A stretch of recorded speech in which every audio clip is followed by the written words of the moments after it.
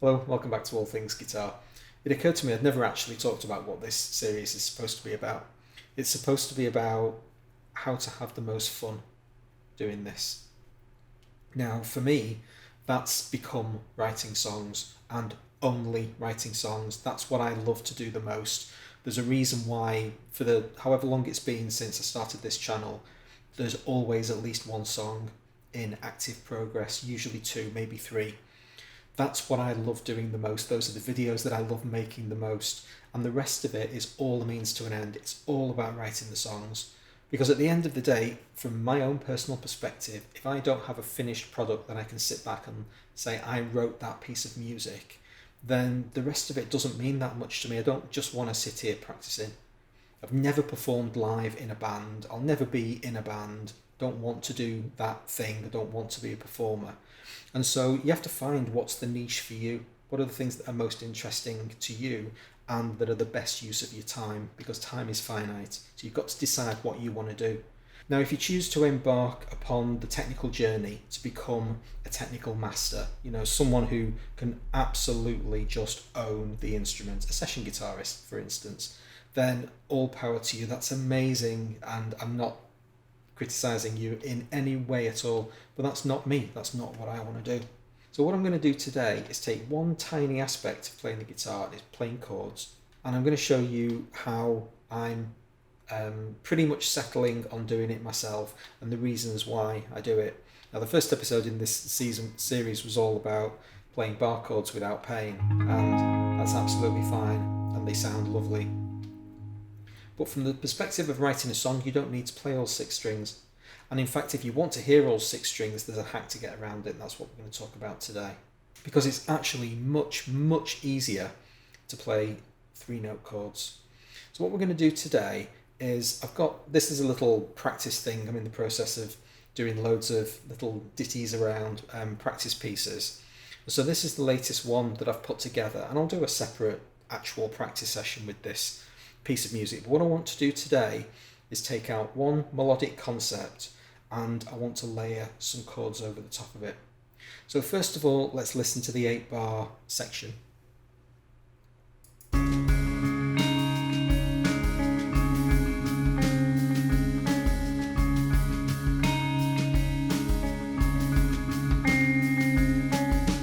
I'm actually going to stop it because it's only that repeated. So that's basically your riff.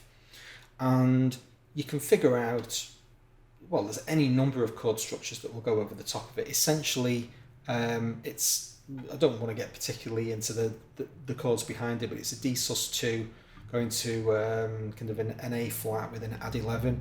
So you've got this kind of business, and then we've got kind of an A flat, but we're also adding the D flat in there as well. Now, I'm not going to do any of that fancy stuff. I'm just going to play D flat and A flat over the top of it, and I'm going to layer some chords so that we get, there's my D flat, and there's my A flat. Really, really simple. I'm going to do it with 3-note chords. So this video is part 1 of 2, because today we're just dealing in triads, and that's nice and simple. In part 2 of this little mini pair, we'll go on to deal with more complex chords, but just for today, we're going to lay some D flats and A flats down. I'm going to make them sound as interesting as we possibly can. So what I'm going to do is I'm going to set the 8-bar loop going, and once it goes into record, I've basically got 8 bars to practice. I'm not really interested in how good it sounds. By the time it gets to the 8 bars, I should be warm and ready to go, and then the second one will be the one that I actually record. 3 notes.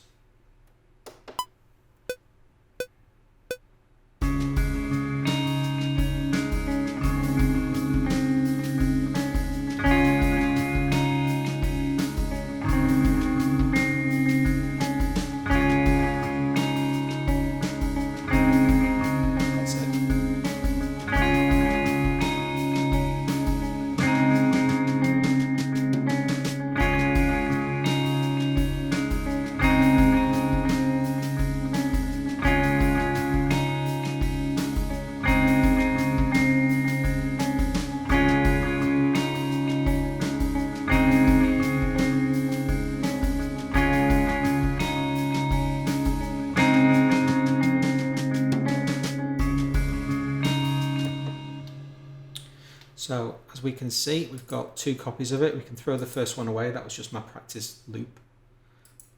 And now we've got that in the can. Don't even need to listen to it. Let's just duplicate that and get our new monitor up. So what I want to do now is, because I was down here, I want to come higher. So I want to find 2 places on the fretboard where I can play D flat and A flat a little bit higher, make it a bit brighter. So what have we got? Well, the D flat is there, so it's going to be that. And my A flat is going to be there.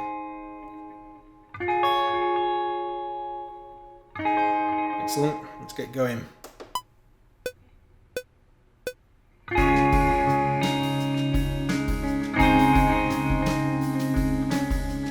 This is my practice run, I don't care.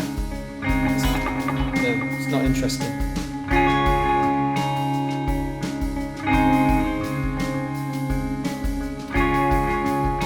Okay, here we go.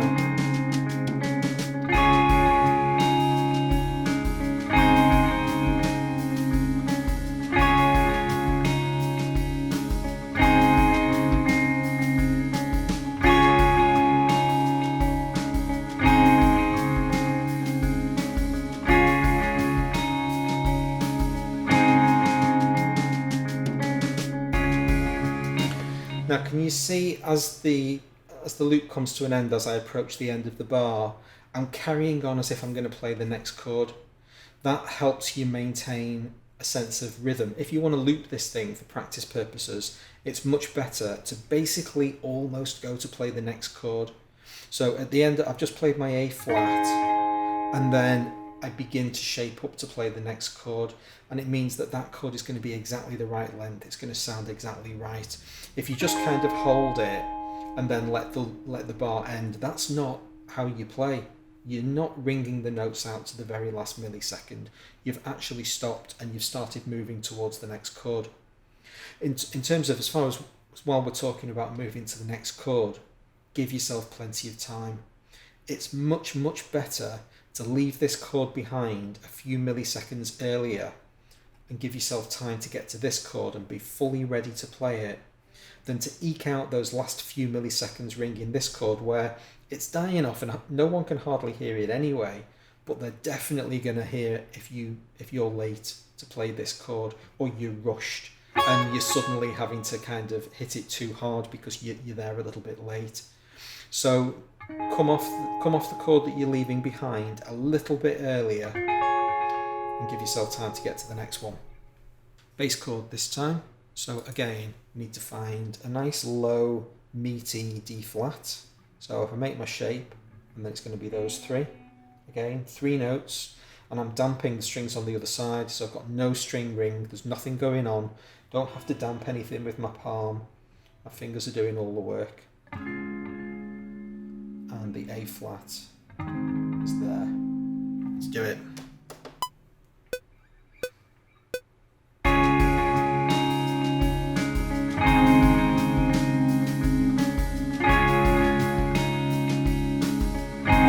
Doing with my fingers to damp.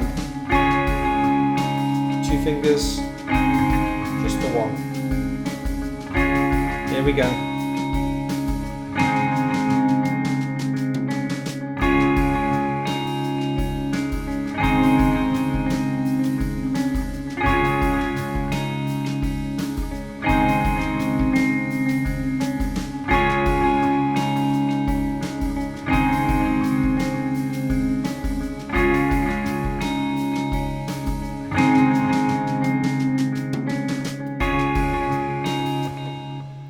As if you're going to play the next chord, but don't play it. And a little bit of cleaning because I am me. And there we've got our fully formed chord. So we'll take the other stuff away and let's just hear those chords all on their own. So we've now made a composite chord out of 3 tracks.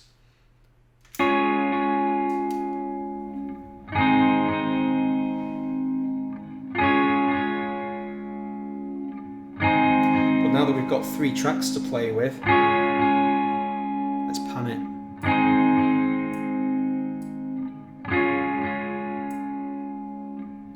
Tracks that we've panned need to be a little bit louder. Bring the middle one down a bit.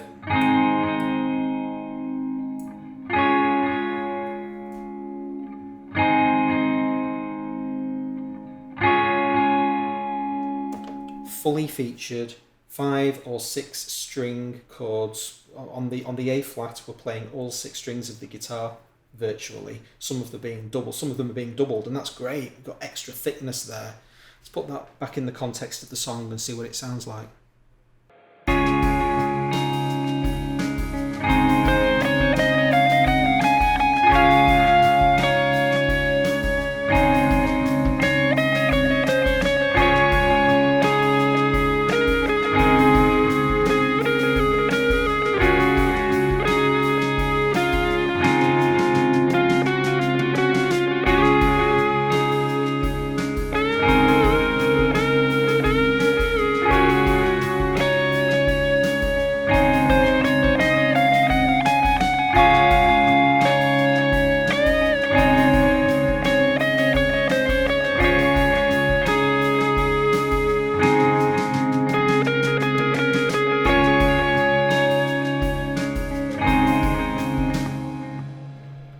Trying very hard to make songwriting easy, and if there's no need to play 6-note chords, don't do it.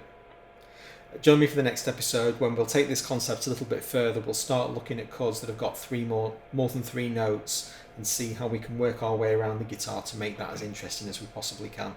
Hope you enjoyed the video. If you did, please hit the like button and join me for next time. Thanks very much.